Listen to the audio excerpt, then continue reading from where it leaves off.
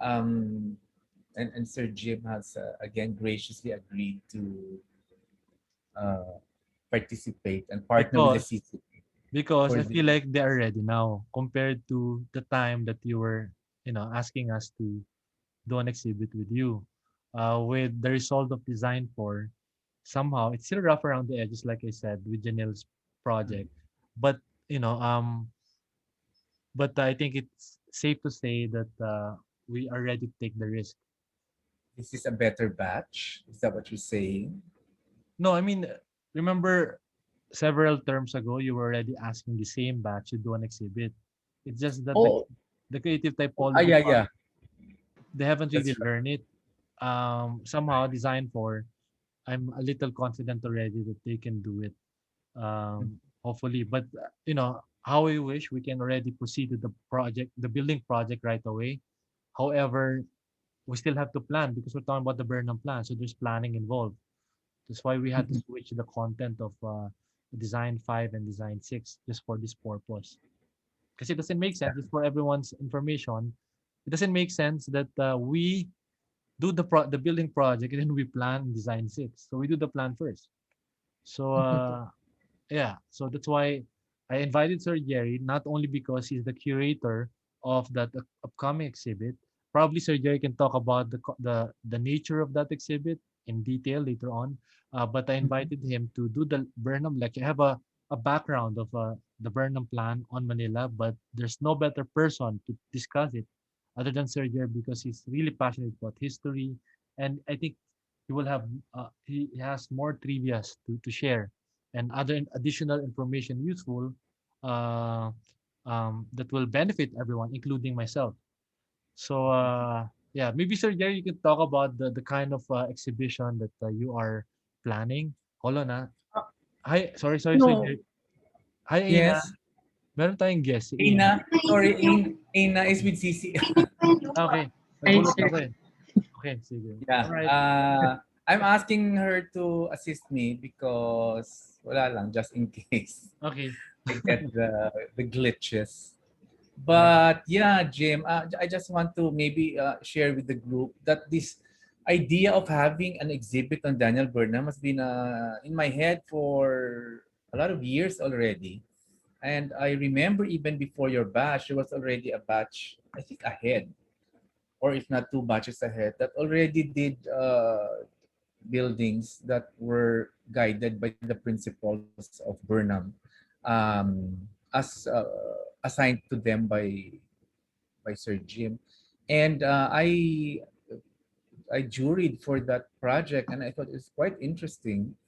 And it was initial at that point what I had in mind for the exhibit. I Burnham is for me necessary for us to know. He was somebody who started a a vision for Manila that up to now we are still seeing the remnants of that vision. But at the same time, he, I think, was the first architect slash planner to recognize the qualities of Manila and use those as positive characteristics of the plan. You know. We are used to having planners nowadays who would normally erase what was there previously, in worst cases, just bulldoze um, the the previous incarnations of the city and just supersede their own plans.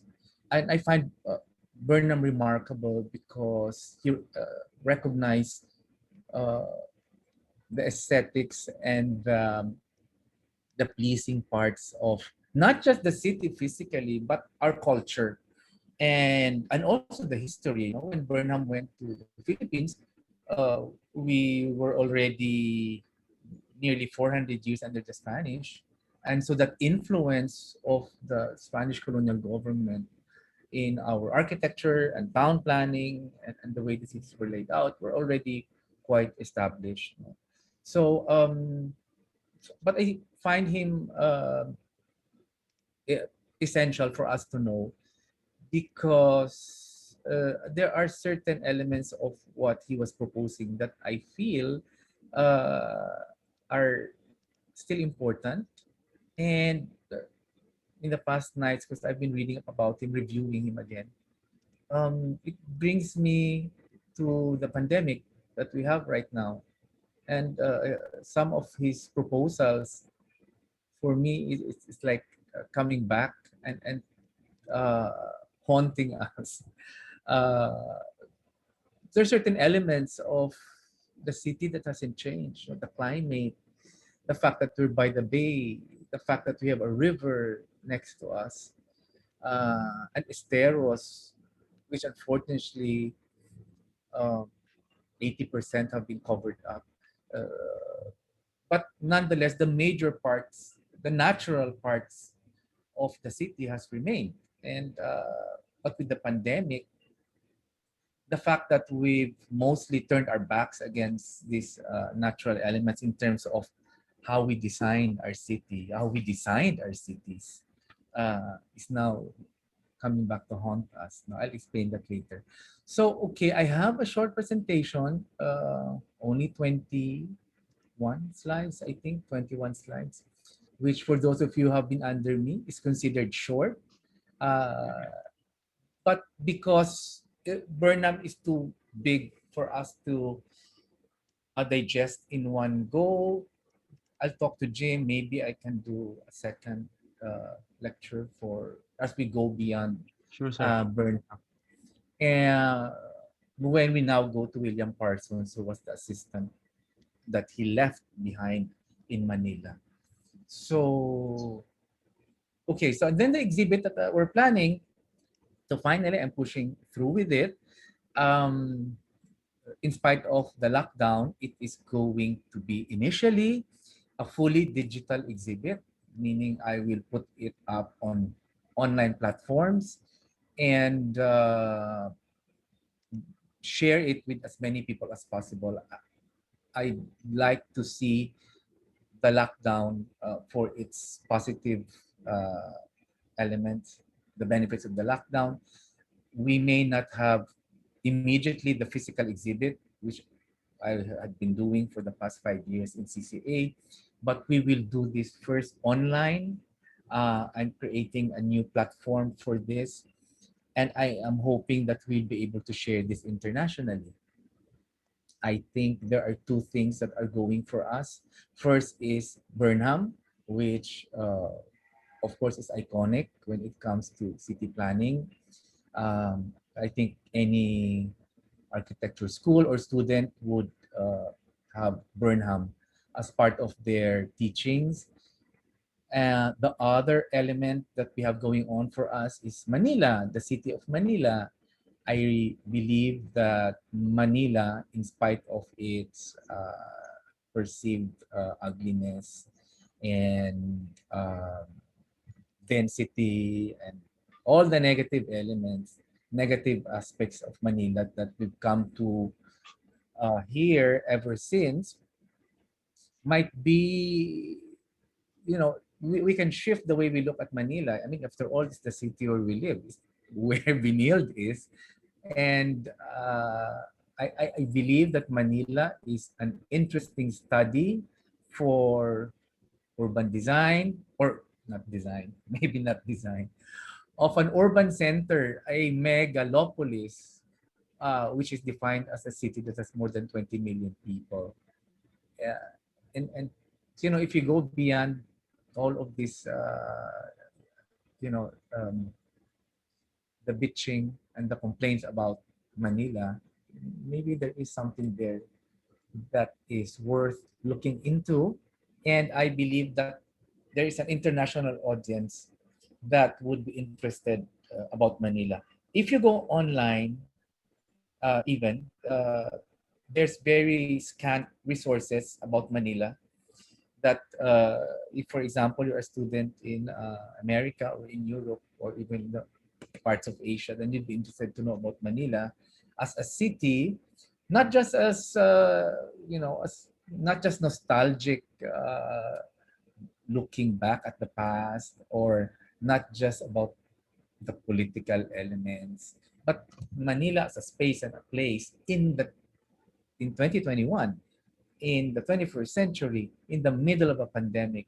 I think it's going to be an interesting point of study, not just for urban planners and architects, but perhaps for sociologists, for those in the medical profession, for engineers, etc., etc. So there, that's the plan, and I am hoping that you will be as enthusiastic as I will be uh, for this upcoming exhibit. Last night, I was reviewing my notes on Burnham, and I remember, Jim, kwento muna ako sandali lang ha, about Then, no this rush, part. Sir Jerry. Hanggang 9 o'clock kami. Hello. Hindi, hanggang 4 lang ako actually. Uh, no, when I reviewed my notes last night, I remembered that when I was in Australia doing my MA, I was ready to do my PhD. And my PhD was actually on, well, not just Burnham, but the Burnham Plan. It was about reinforced concrete, and it was about design education, that matrix, and how all of these were players in establishing power during the American colonial government. It was supposed to be a PhD, and it was actually accepted by the University of New South Wales. However, I did not push through back in 2004 because I had to go back to be the dean of SDA. So I gave up the PhD, and along the way, I also gave up my residency in Australia and the opportunity to become an Australian citizen because of SDA. So I'm not saying this because I'm regretting it. I'm just looking at this objectively. But it just sort of came back to me yesterday when I was reviewing my notes. So there. So from 2004, I'm 2021. I'm now back to Burnham with this exhibit. The way I planned it is quite simple. It's Burnham from the past, the present, and the future. The past, of course, would be, those things that we know about Burnham, the 1905 Plan of Manila, and how he saw it as, similar to Venice and Naples, all the historical facts about Burnham. And then the present would be Manila today. I was imagining it as a video project of different filmmakers, including architects, doing their videos about Manila. So specifically the areas where Burnham's plan was implemented, which includes Binild. No? The corner of Binild and Vito Cruz was the extent of the first Burnham plan for Taft Avenue. Um, and I was actually in touch with Daniel Burnham the fourth, who's the great grandson of Burnham. A few years back, I met him online, and I was actually proposing this. So I'm thinking of including him in this project because I think it would be interesting to see a descendant of Burnham talk to us about his great grandfather's plan. And then the future, Burnham in the future, which is where you guys come in.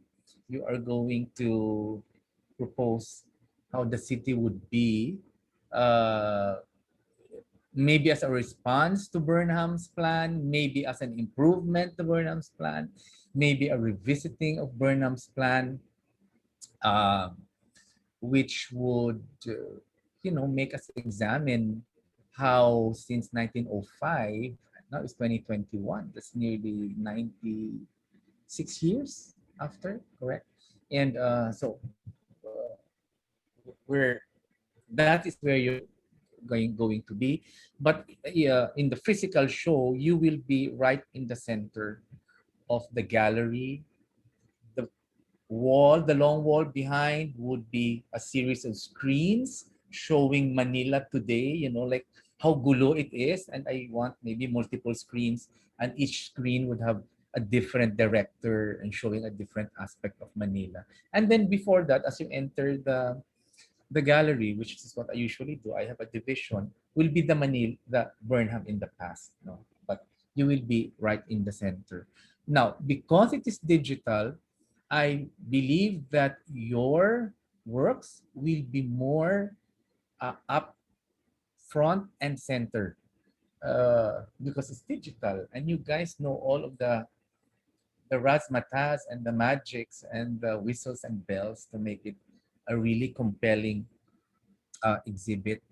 I've uh, I've hired a coder for our website, and I hope that whatever your ideas will be about your project and how you can present it digitally is something that we can code properly, so that I'd like to have a enhanced UI and UX, uh, viewer experience, user experience for the website. I still don't know exactly how it will be, but I would want our website where this exhibit will be installed to be engaging and to be responsive to the viewers outside. So it won't just be a passive website.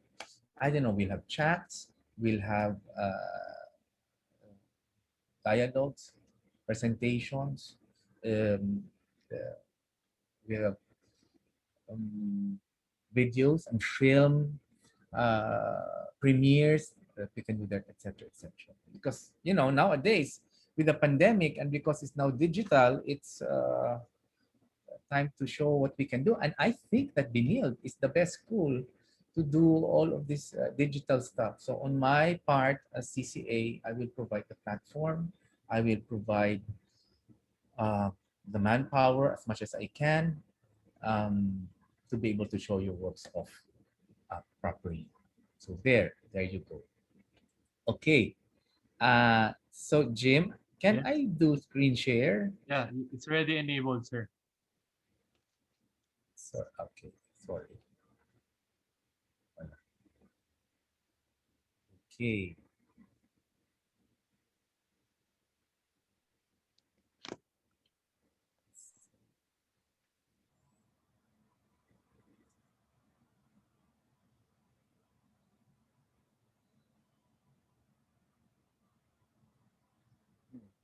Where is present?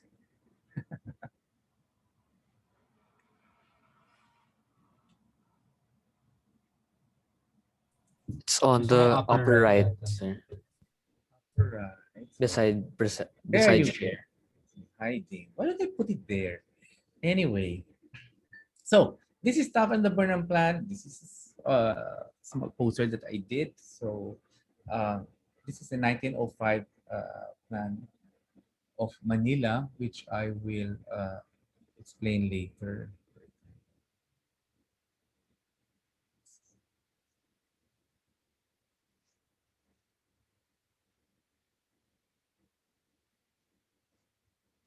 Okay. Huh? All right. So these are the two people that are in the title of the exhibit. That's William Howard Taft to your left. But in 1904, he was the head of the Taft Commission, which was somewhat the government then. You have to remember that when the US won over Spain in 1898, uh, Taft was William Howard Taft was only in the Philippines for about 4 or 5 years now. And normally in situations like this, when there is a change of colonial power or a change of power in a government, by a government in a particular colony, the initial aspect would be military. No, the initial setup would be military, just to create order and to quell any problems that might arise from the local population. So this was what happened when America won over Spain in 1898, the Battle of Manila Bay, which was headed by Admiral Dewey. and which gave the first name to Rojas Boulevard. It was first named as Dewey Boulevard, no, after the admiral who led the Battle of Manila Bay, which some people say was, Moro Moro. It's all acting. It actually uh, just happened in one afternoon. No? By 6 p.m., the Philippines was already under Spain. And William Howard Taft, who was a politician from America, was assigned to be the head of the Philippine Commission, which was later called the Taft Commission, from 1900 to 1904. So this was he was the head of the Philippine colonial government when Daniel Burnham was commissioned to do the plans for the city. So I just wanted to show these photos that a uh, we have faces to the names, and of course William Howard Taft is where we got the name of Taft Avenue when he became president, because he became president of America soon after. Uh, Burnham was an established architect already by the time he was selected uh, to to be the one to redesign Manila. His first project was actually Baguio City. The Americans found the heat unbearable, like what we're experiencing now. I think even more so. But so they actually wanted a hill station or a hill town.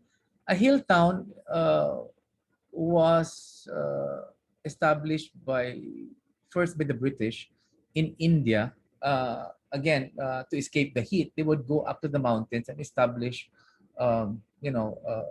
some sort of resort town. And one example is Simla in India, which was established by the British to escape the heat, and that was followed by the Americans when they came over. So when they had plans of redoing the country, well, first Manila, but even before Manila, it was Baguio because they wanted to put up a hill town similar to Simla in India. And actually, their first choice was a landscape architect. And they were looking at Frederick Law Olmsted, who designed Central Park uh, in New York. Uh, but later on, they realized that perhaps a landscape architect is not enough to create, a new city center. So they thought of getting an architect. Burnham was not the first choice, but eventually he got the project.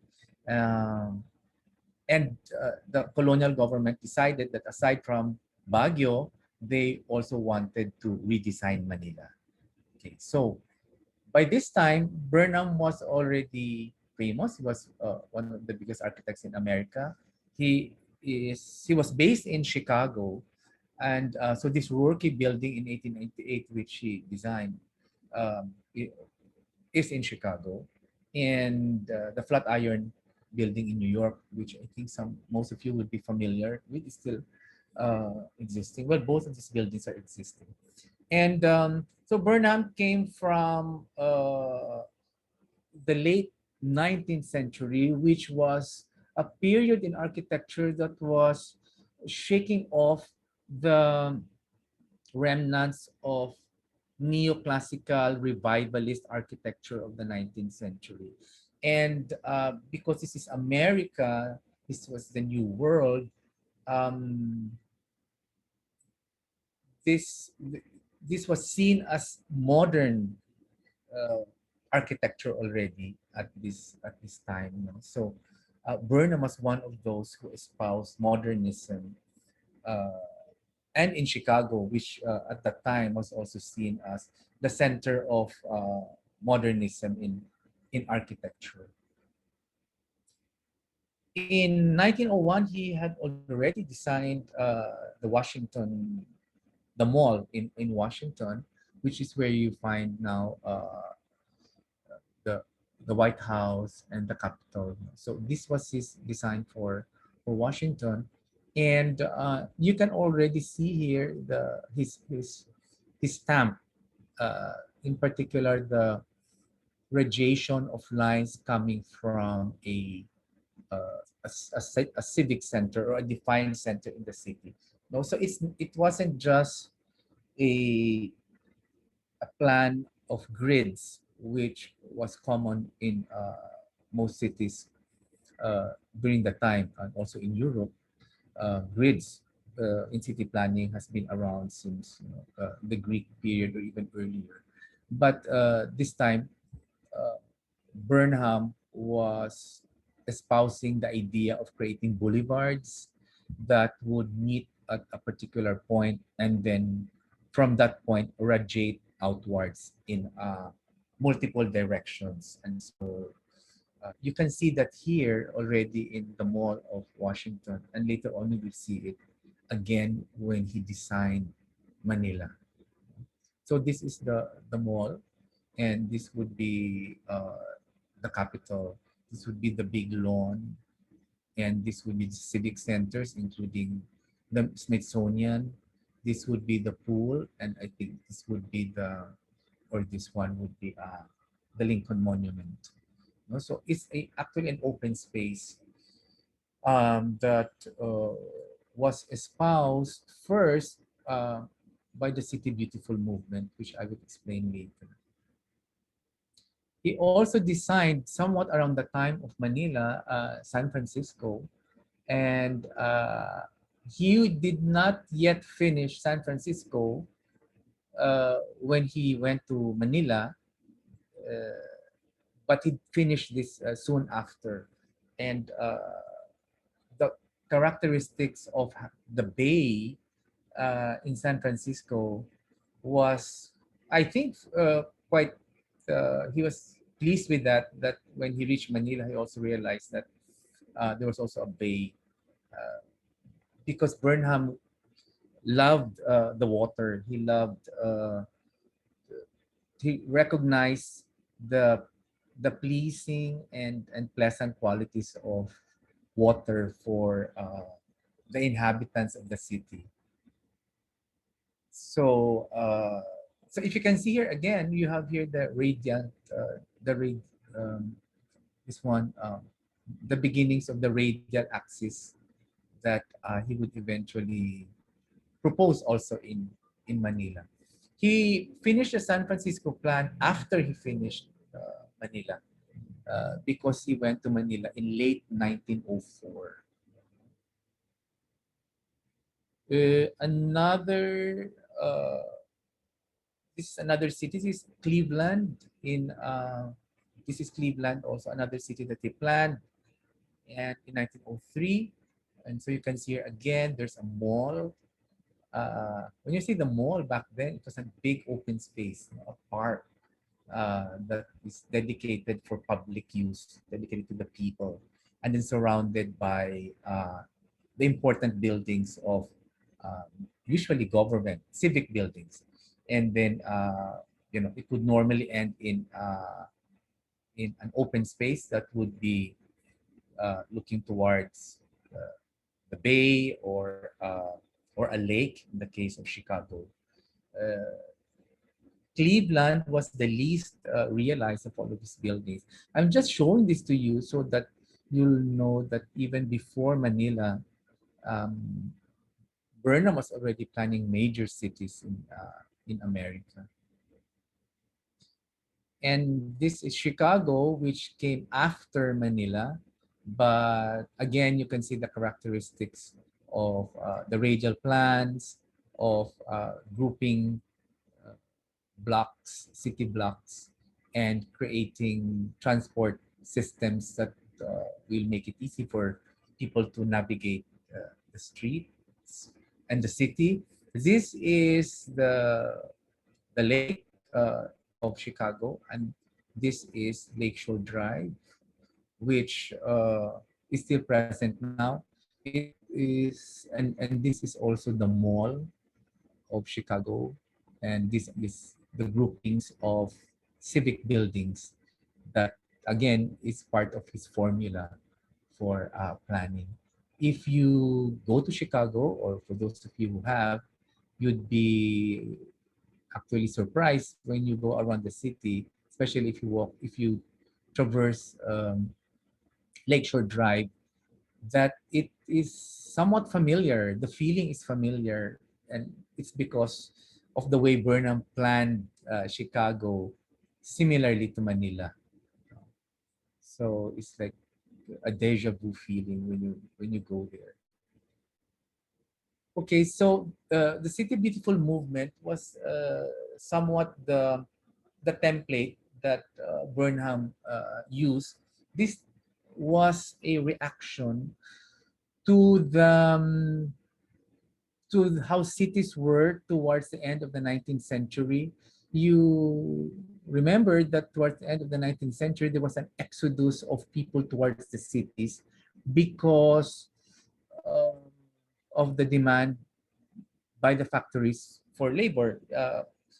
It started in England with the Industrial Revolution, and because London was becoming a manufacturing hub of the world, there were factories left and right, and whole towns would be turned into factories, including London, and eventually also in cities like Chicago and America, and New York, in America. What happened though was that because there was no plan with regards to the exodus of people in the cities, they became crowded and unsanitary and also unsafe for people, uh, not just in buildings that would have no fire escapes. For example, there would be horrible stories of whole buildings being burnt down and no fire escapes installed. Also, it was crime ridden because people were just closely packed together. And so the City Beautiful movement was a reaction uh, to how the cities were being developed. If you've read Charles Dickens, his novels are actually about how horrible the cities were, especially, well, in his case, about London. And so the cities were becoming really dangerous and unpleasant spaces in the city. The City Beautiful movement, which had its roots in also in England with the Garden Cities proposal, um, which was basically a return to nature, or you bring nature into the city. Uh, so in the late 1850s, Frederick Law Olmsted designed Central Park, and it was one of the first examples or victories of the City Beautiful movement, which basically said that if you make your city beautiful, if you make it safe, if you make your city beautiful, it will um, turn your citizens into law-abiding citizens, because then they will have and if you put parks and open spaces where they can relax and mingle with each other, they will learn, or they will know each other, and they will be friendlier to each other. Uh, Thus, the city will be safer.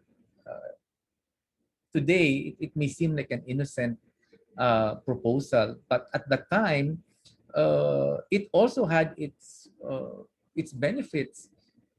They were the proponents of the City Beautiful movement were the first to recognize the health benefits of having natural surroundings within the city. Before this, cities were separate from nature, from the forests or the farms around it. The cities would just be compact places where all the factories would be, and the places where the workers would live. But towards the late 19th century, the proponents of the city beautiful movement recognized the need to create natural features in the city, like parks and water features and fountains. as you can see here in this example, although this is not a city, this is a World's Fair. This is the Chicago World's Fair of 1893, which was a celebration of the 400th anniversary of the arrival of Columbus. It's like a big, it was an artificial city, but it was an example of what could be um, an American city, or what an American city could be if you applied the City Beautiful principles. This was a very big success. It ran for about 6 months, and everybody went to this city slash theme parks. But uh, and aside from the layouts and the plans of buildings in relation to parks and waterways, it was also an example of neoclassical architecture, revivalist architecture of the Romans and the Greeks, neoclassical, that Burnham and the proponents of the City Beautiful movement selected as the style that would best be used for the City Beautiful movement, because uh, they were also thinking that back in the Greek and Roman times, that was the height of human achievement and culture. So, so this was actually the second revival of the Greek and the Greco-Roman style in architecture. If you remember, it was already revived during the Renaissance period, uh, in Italy. But again, it was again revived in the latter part of the 19th century, as you can see here. So, and the buildings during this time were the first to have electricity, and so it was actually a success, and it influenced a lot of cities in America to do the same, and of course in the Philippines because of Burnham. Uh, just to share with you some more views uh, of the of uh, the trade, the City Beautiful, uh, the trade fair.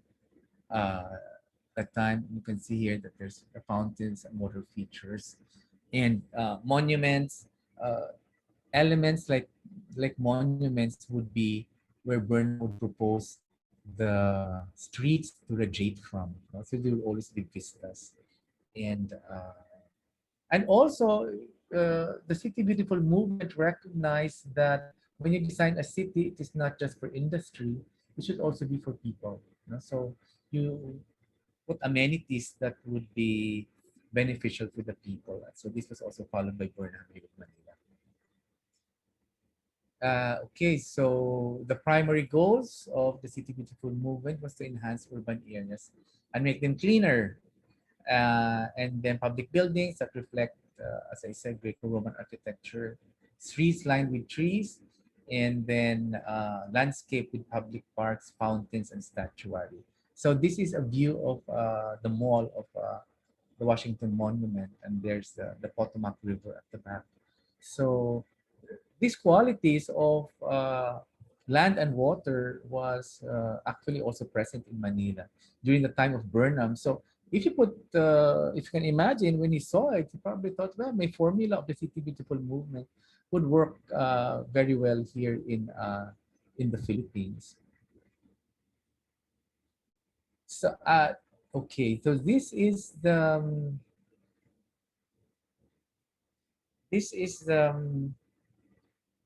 old map of Manila, and I just wanted to show you what the Manila that was encountered by the Americans when they first came here. Now, this is, of course, Intramuros. There's no Luneta yet. Some parts of Ermita and Malate are present. This is Paco. Then across the river, you have the old areas of Quiapo, and then Binondo, San Miguel, and San Nicolas, which is now, I think, the port area, and then Tondo. No? These are the old areas or arabiles, no? Arabiles or districts of Manila at the time. So this was just Manila. At the time, it was a city of maybe between 150 to 200,000 people, quite small. But the Americans were excited. We were the first colony of America, the only colony of America. And at the time, there were some opposition to America getting the Philippines as a colony. Um, I mean, back in America, it is said that I think the pro colonial government in the Philippines vote uh, uh, only one vote over the antis. So it was really by the skin of our teeth that we became um, a colony of America. This pier was a plan that was put up by the Spanish during that time because they were also uh, trying to modernize Manila together with the rest of the world. By this time, the Panama Canal had already opened. So the transport of goods from Europe to Asia has now been cut by half. And so possibly the Spanish colonial government was preparing Manila for that eventuality of having active trade through active marine trade or through sea routes. So this is, yeah, as I said, this is Intramuros. If you can see, it actually is called Manila. Uh, when they say the Pearl of the Orient, they say that it is actually Intramuros that was the Pearl of the Orient, not the whole country. I'd like to point out also that this is the Pasig River, of course, and it empties out into Manila Bay. Um, and you can see here in this old map the numerous esteros and tributaries that would snake through the city, uh, which Burnham recognized actually as that this was what made him say that Manila looks like the Venice of the East because of these tributaries, and which also was good in mitigating floods. By the way, here's another map of Manila during the Spanish period. So here is the Pasig River. Luneta is not yet present here, so this would be the future site of Luneta. Burnham actually admired Intramuros, and he said that it's a good example of fortress architecture from the 16th century. So he actually proposed that it will be saved. You know? So this part here would be open fields, uh, not necessarily farms, because the food of Manila came from further outside. Not here in the vicinity. This was actually grassland because the grass was needed to feed the horses. That would be the means of transportation, carts and horses in the city during that time. So, but eventually this will be developed also by Burnham. So this is another view of Manila. This wasn't during Burnham's time, a little much after, no, but before the war. And you can see here that this is Intramuros with the grid plan and the moat that by then, this is the moat around that by then had been filled up already upon the advice of Burnham to fill up the moat because it was a source of disease, no, like malaria, for example, and cholera. Both diseases would be would actually disseminate huge areas of the population or huge segments of the population because by that time it wasn't yet recognized that cholera, for example, came from water. So Burnham proposed that the moat be filled up and then turned into parks. This is the Pasig River, of course, behind us. So this is the famous quote of Burnham when he said that Manila possesses the Bay of Naples, the winding rivers of Paris, and the canals of Venice. Therefore, it is an opportunity to be one of the big cities of the world. This was his closing one of his closing statements when he presented his proposal, his 1905 proposal for the city of Manila. Much like what we do now, you know, when you present to a client, you have some sort of well, at that time you had to write it down, but also now we do the same. It's just that we just if you don't write it down, we explain it to our clients. So this would be the esteros that would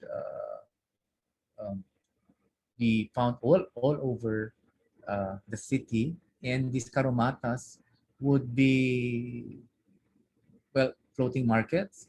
It would also be deliveries of goods and also means of transport. So you can see that the waterways of Manila, when Burnham arrived, were actually used as roads. They were like roads and the highways of the city. So this is the 1905 plan of Manila that Burnham presented. Now, okay, so this is Intramuros, and these are the old areas that I showed you later. This is now Luneta, which is a mini version of the Washington Mall. These are the government buildings, civic buildings that he wanted to cluster at one end.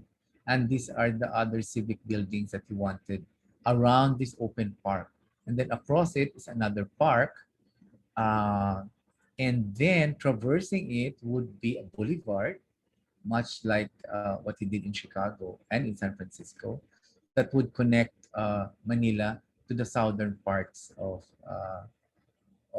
the island or of the bay, you know, all the way to Cavite. Then you can see here the radial um, lines that of the streets that he proposed. Again, ending in monuments or fountains or statuary, and would create vistas for the inhabitants. He wanted that for the inhabitants of Manila to always have a view, and especially to have a view of the government center. And he wanted it to be visible as much as possible all over the city. So this would be the area of now Ermita, and I think this would be Taft Avenue, no? Thereabouts.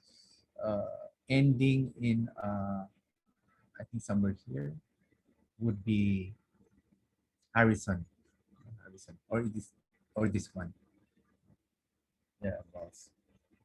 So this was the plan that he presented to the Philippine Commission and to William Howard Taft, and it was approved. You know, so later on, I will explain to you the salient features of his plan. But I want to show you also, this is the Pasig River.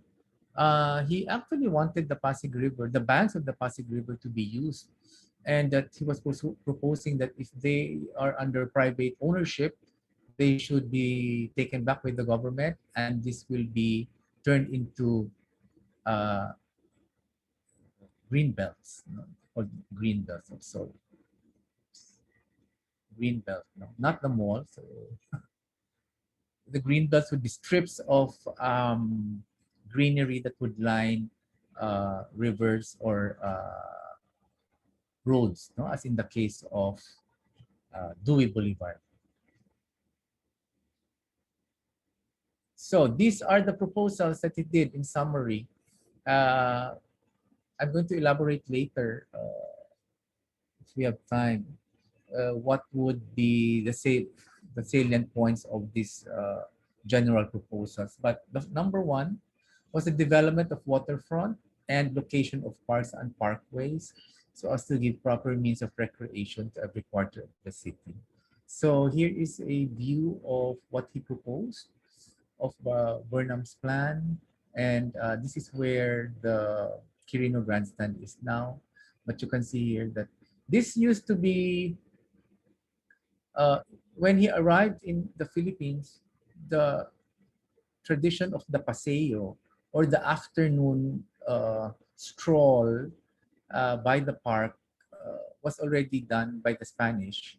And so he just carried it on by creating this paseo, much like a Roman hippodrome, but with people and uh,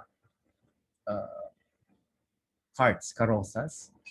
It would be like the social event of the day. When the sun goes down, you go out and then you uh, paseo, pasyal, pasyal around, and then you see people, you see your friends. This is the open space. This is Manila Hotel. This is Rojas Boulevard, and this is Luneta. This is the government center, and then the proposal was to put up more civic centers around the area. And so behind it, you can see that it extends radially, all reaching all the way to the Pasig. This is Intramuros. Burnham wanted it preserved. He appreciated that it is an artifact of 16th century fortress architecture. This is the moat that used to be the protective element of Intramuros, but was now filled up, and which resulted in more parks for the city.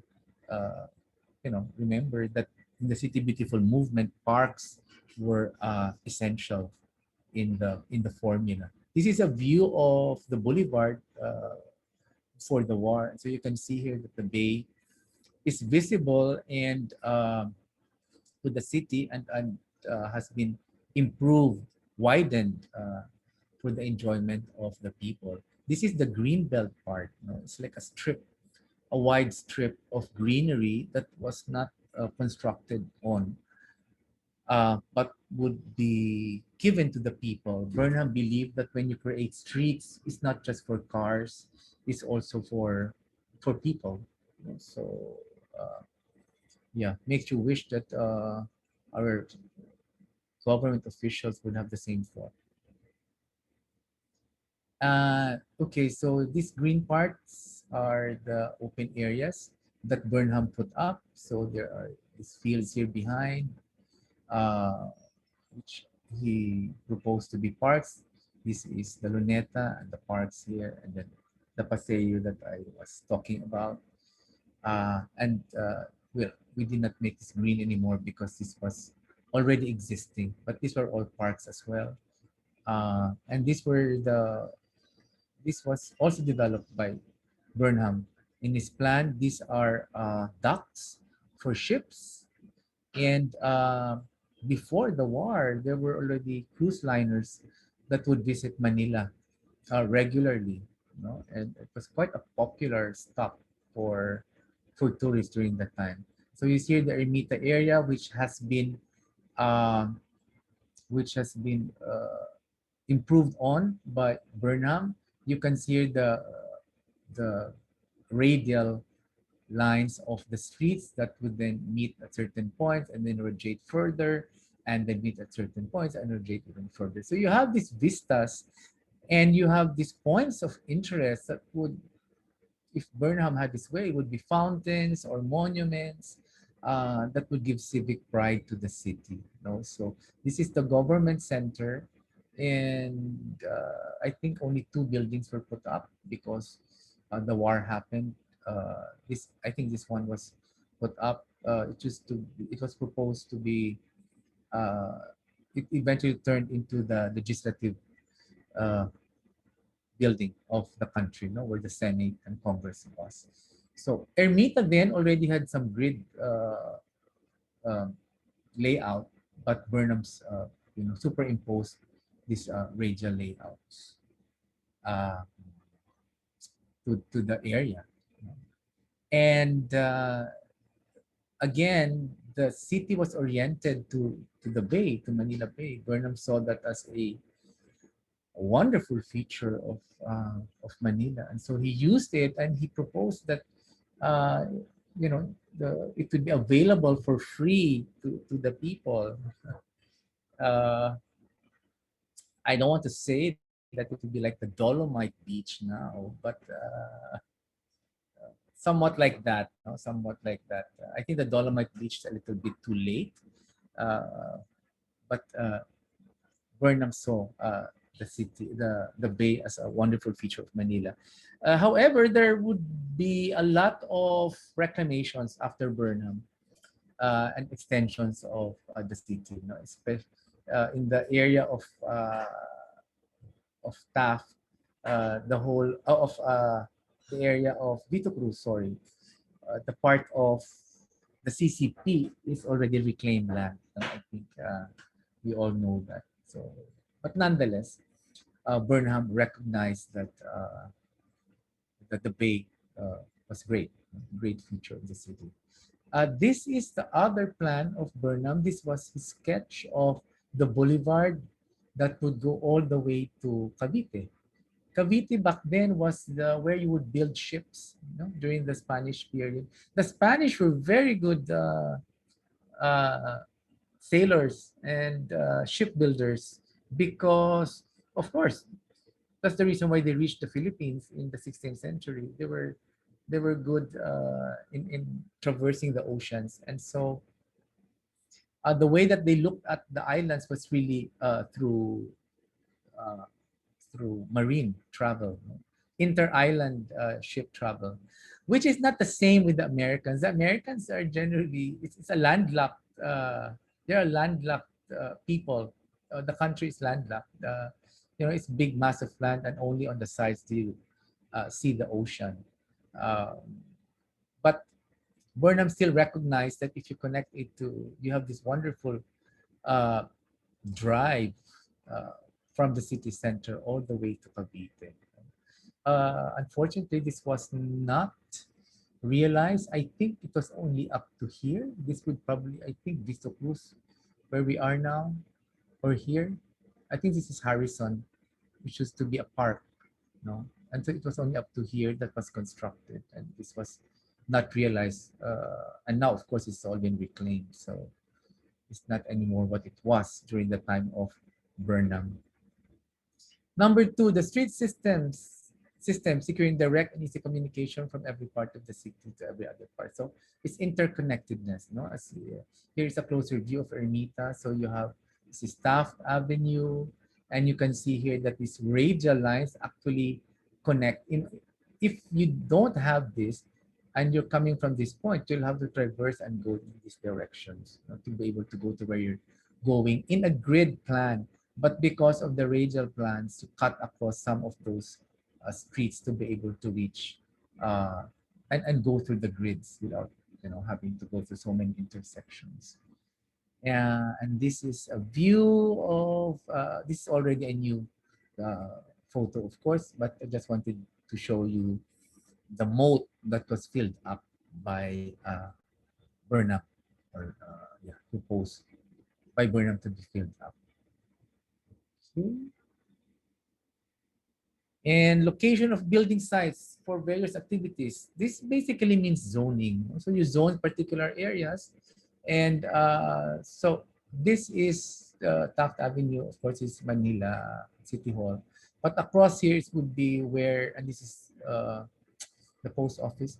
But here would be the cluster of buildings that Burnham proposed. This was the legislative building that was put up sometime in the late 1920s as part of the Burnham Plan. It's a beautiful building, neoclassical, and you can still see it now. It's now the National Museum. This was bombed heavily during the war, but well, thankfully, it has been reconstructed. Okay, just to show you another view. Sorry with the blurry photos from the archives, but this is the new Capitol building. This was supposedly, I'm just showing you the cluster of government buildings, civic buildings that was proposed by Burnham. There is here a monument to provide a point of interest to the vistas. Then you have here again the radial streets that would come out from this spot. This is facing the bay. The bay is to this direction, and this is the beginnings of Luneta all the way uh, to Dewey Boulevard, aka Rojas Boulevard, and this would be the buildings on the side. So this was a model from I think the San Francisco Fair sometime in 1914. the development of waterways for transportation. So as I said, Burnham recognized not just the beauty of the waterways, but also its utility. And he realized that they actually provide good function in terms of transportation, delivery of goods, and flood mitigation, and also, of course, beauty, the adds beauty to the city, uh, especially if they've been cleaned up, no? And sanitation was a big thing with the Americans. They really wanted to clean up the city. This is the present Jones Bridge, which this was how it looked like before, in the Beaux-Arts style. And this is Arellano's post office. This is the Metropolitan Theater. And so this was the more like the entertainment leisure part of the city, as opposed to the parts where the civic buildings were. So if you imagine this now, this would go straight to Luneta and the end of Taft Avenue. I just wanted to show you the Pasig. It snakes into the city now. And you have here the old buildings like Malacanang. This is Hospicio de San Jose, which is an interesting island in the middle of the river. But you can see here that the system of the river and the esteros was recognized by Burnham as a feature that will be beneficial to the city. No, diminish the danger of overflow of the Pasig. He recognized that by the very nature of the esteros, it actually prevents by flooding of the Pasig River. And the fifth was summer resorts. I'm showing you an example, not of a resort near Manila, but this is Baguio, which Burnham also designed. And this was an example of a summer resort that Burnham was saying and was proposing. But he actually proposed areas. I think he proposed Bataan and yeah, some of the areas around Bataan as potentials to put up summer resorts because it was nearer the city. And later on, if you will go towards Parañaque, it eventually also became resorts, beach resort before the war. But because he created that idea that if you provide access to Manila Bay, for many years, Manila Bay was one big summer resort, one big resort that the Manilans would enjoy during the summer heat.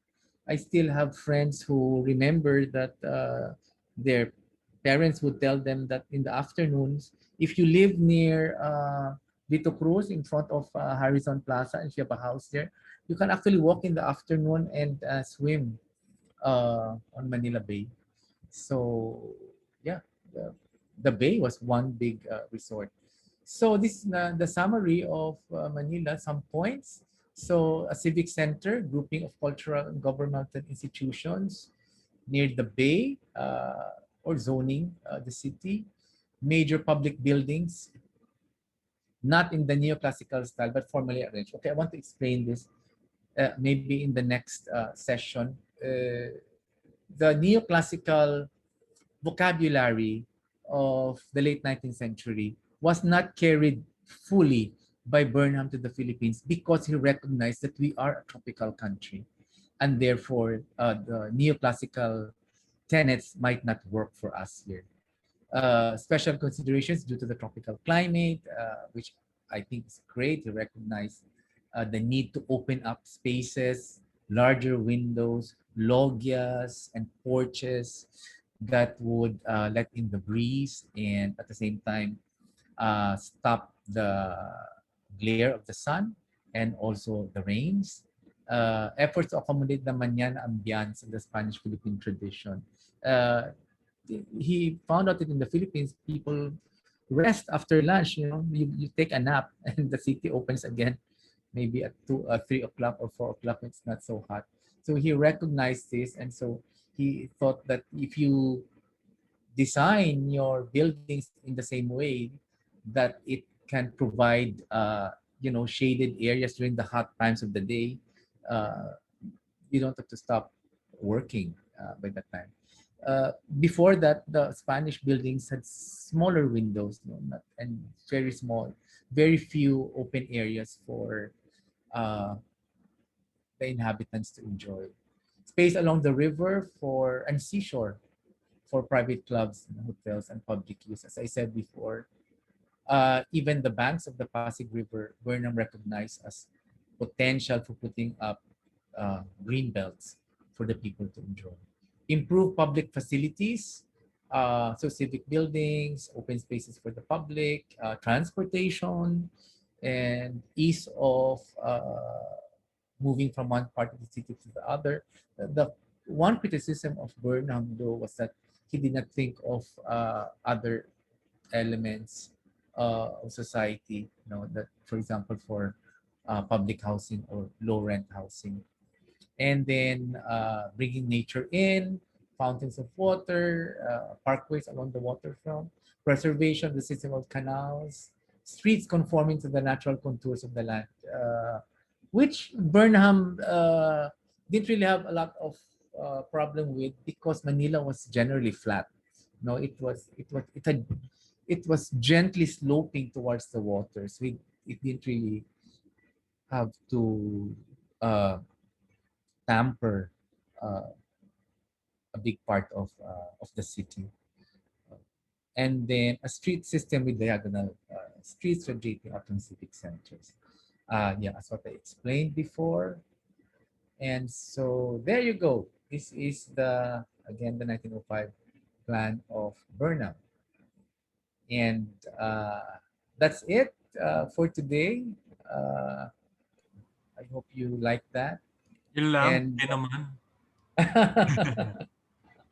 meron pa ako. Well, I wanted to go part two. Maybe the part two, Jim, is about the architecture of Parson. Okay. Guys, Burnham only stayed in the Philippines for 6 weeks. He arrived in I think, the early part of December 1904, and he left in the middle of January of 1905. But when he went back to America, he immediately finalized the Plan of Manila to present. I think by the middle of 1905, he was able to present the Plan of Manila to the Philippine Commission. And then in November of 1905, he got an architect, William Parsons, who was a young architect at the time, only 33 years old, to implement his plans of um, of Manila. No, and it was Parsons who stayed on. He stayed for about nearly 9 years, and based on the vision of Burnham and also his own as an architect, he created a typology which is like tropical modern.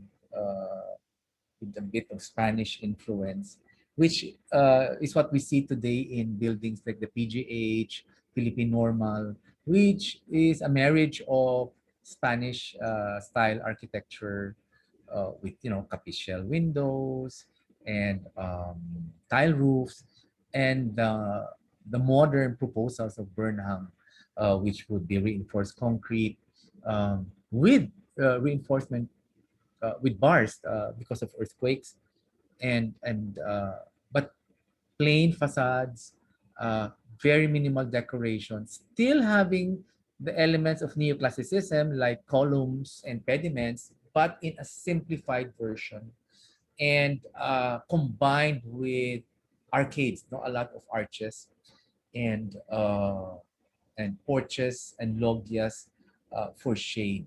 So this would be the Can you architectural part. can we find similar architecture morphologies abroad that William Well, Parsons the Spanish mission style in as California Californian? Okay.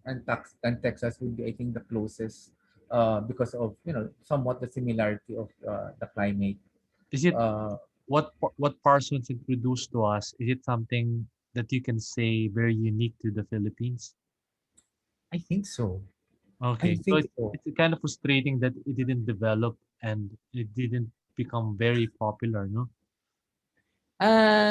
It wasn't followed so much. Alam mo naman, Jim, soon after, I think Parson left in 1915, and then but his legacy still continued before the war, but when Manila was bombed to Yeah, smithereens that's right. Yeah, in 1945, a lot of the physical manifestations of Parson and the subsequent architects who did his style disappeared.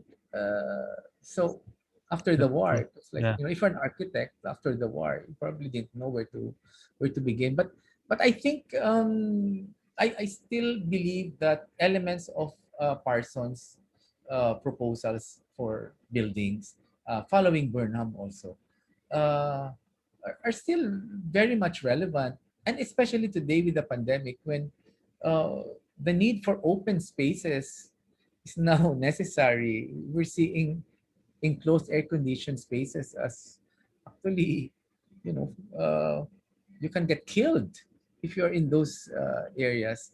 And because with the advent of modernism in the world, especially in the Philippines after the war, we just gravitated slowly and surely towards air-conditioned spaces. And then, just enclosing our buildings away from the natural environment.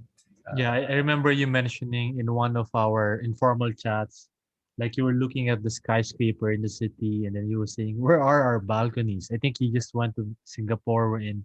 I don't know. I think yeah, yeah, yeah, yeah. yeah. You mentioned that some buildings, like most buildings in Singapore, have balconies. It's very Balconies yeah. and greeneries, diba? That's why Mhm. they always make yabang that we have the greenest cities. Yeah, But I live in the building wherein I'm completely sealed in. Like, you can see the window behind me. No, I don't have any balcony. My brother just transferred to a condominium we're in. It's resort type. It has a balcony. I'm really considering transferring there. Yeah, it's really coop up. Um, when you are in a typical Manila uh condominium. But going back to the Parsons thing, the reason why I asked about it is because like I was just imagining how it could have been if there was no war and the style flourished and it became like the urban um, texture, not texture, the architectural fabric of Manila. It would have been very interesting. And then I think I asked my uh, students, I maybe just for your information, Sir Jerry, like to do a mini exercise just because they have a background in Burnham because of of our history class, which is really good that in our history already discussed uh, history subjects discuss Burnham, and then they have mhm. some knowledge. And then I asked them uh, to create illustrations of those fantasy images of what Manila could have been if the Burnham Plan and probably with Parsons in the picture could have been like. So that's what I'm going to check later on. Um, yeah, Exciting. just very analyzed, like a visioning thing. Because later on they will have an envisioning method of how to, uh, I don't know, replan Manila, etc. But yeah, Yeah, there's always this romantic nostalgia about Burnham. yeah, But in 1931, the plan was reviewed by mm, Juan Arellano, and actually expanded, but still following the principles that he espoused in 1905.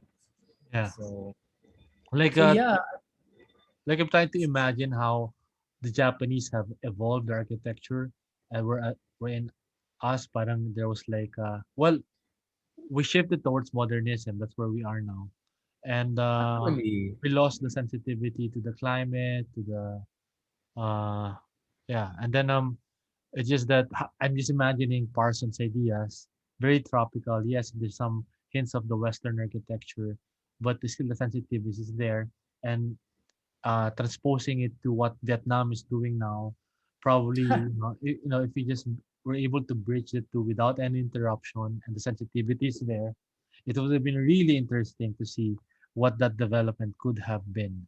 So yeah. And then you've also raised many interesting points. And although we agreed that we agreed, but I think it's still open for other explorations that later on when they are building their building typologies, creative typologies, perhaps it will be from the problems and from the analysis of the current Manila situation as a city. But you also raised a lot of interesting ideas espoused by Burnham, like what do you call it? A lot of fountains, a summer resort, etc.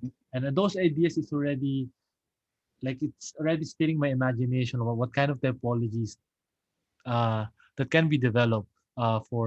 Huh? for the future Manila. And then you also mentioned the garden cities, etc.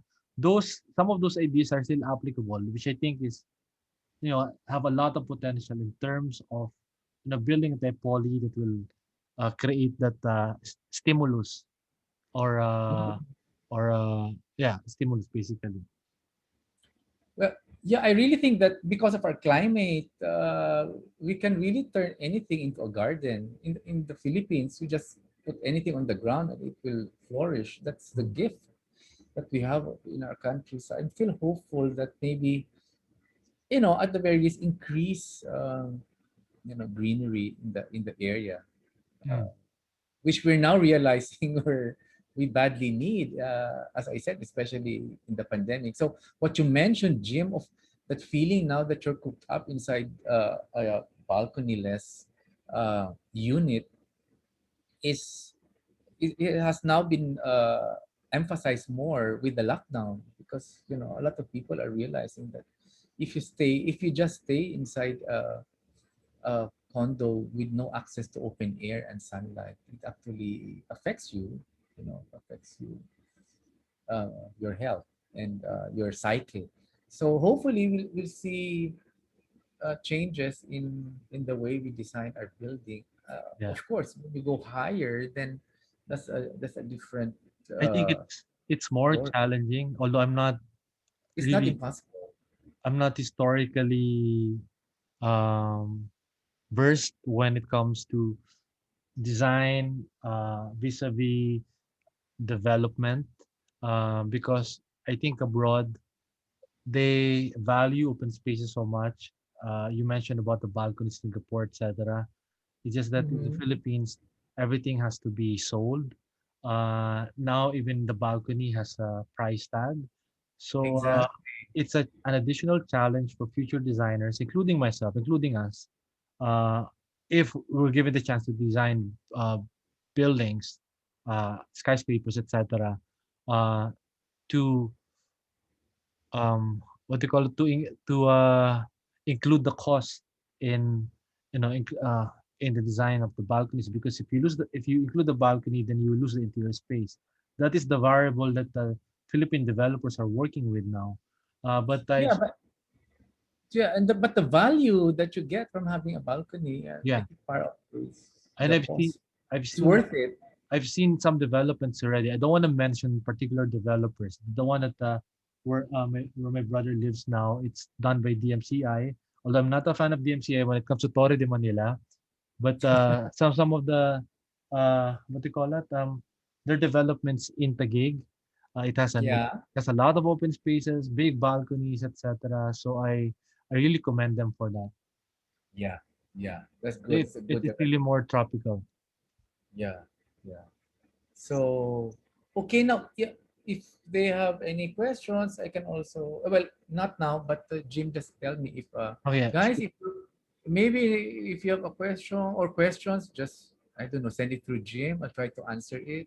okay. Uh, When do I'll you think talk, will be your second session? hmm, Just to so maybe that I can schedule it. 2 weeks from now. Is that okay? Yeah, that's Like, fine. Kasi it's architecture naman eh, no? So yeah, the entire time it's is all now about planning. into the architecture of Parsons that I just want to share. Okay, that's Maybe good. this. O sige. Okay. Let's guys, can you show your faces and let's say thank you to Sir Jerry. Thank you, sir. Thank you, sir. Thank you, sir. Thank you, sir. Screenshot lang tayo. Wait lang. Para Sorry. natulog yung iba, Thank oh. you. Did you guys sleep? Sigurado yan. Natulog lang yung Anyways, recorded